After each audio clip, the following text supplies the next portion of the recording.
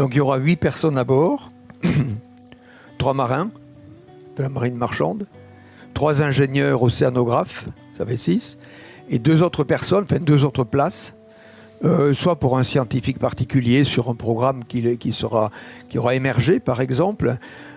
Ça peut être un photographe, un réalisateur, un écrivain. On a des demandes d'écrivains aussi, de passer du temps pour décrire un peu ce qui se passe, pour écrire un livre là-dessus. Puis moi, de temps en temps, quand je fais partie des 8, j'avais demandé à Laurent de me faire peut-être 9 places. Donc Laurent m'a dit non, mais on strapontait un petit truc. Il m'a dit non. Donc ça serait dit à 8. Et à un moment donné, on dit mais il faudrait quand même un cuisinier dans tout ça parce qu'on va manger. Voilà. Et donc on va faire un principe qui se fait déjà sur des bateaux de course. C'est qu'il n'y aura pas de cuisinier.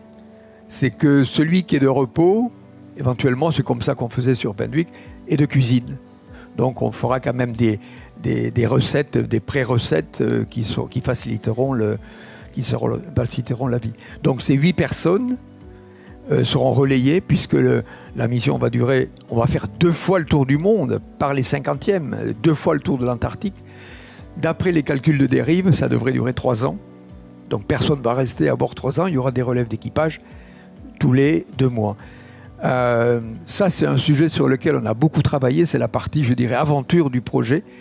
Qu'est-ce qui est prévu pour les relèves d'équipage ? Alors, ce qui est prévu, il y a plusieurs choses.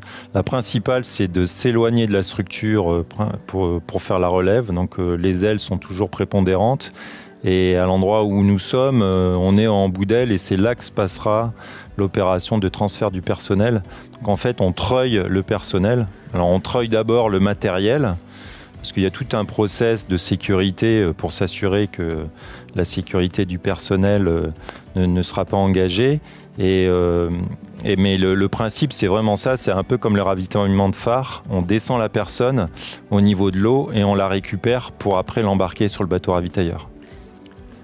Ça, c'est la partie qui est assez aventure du projet. S'il n'y a pas du tout de mer, ce qui est peut-être envisageable, on peut descendre et embarquer facilement. Il y a un escalier aussi que l'on peut monter facilement dans les cas. Oui, alors on pourrait effectivement, par très beau temps, descendre directement et accoster directement avec un petit bateau, avec une petite embarcation, le Polarpod. Et là, dans ce cas-là, ça sera dans des conditions de mer vraiment correctes. Et puisqu'on devra aussi faire des relèves en hiver, on a prévu le fait de pouvoir relever jusqu'à des états de mer de 3-4 mètres. Et donc, dans ce cas-là, le treuillage paraît plus sécuritaire.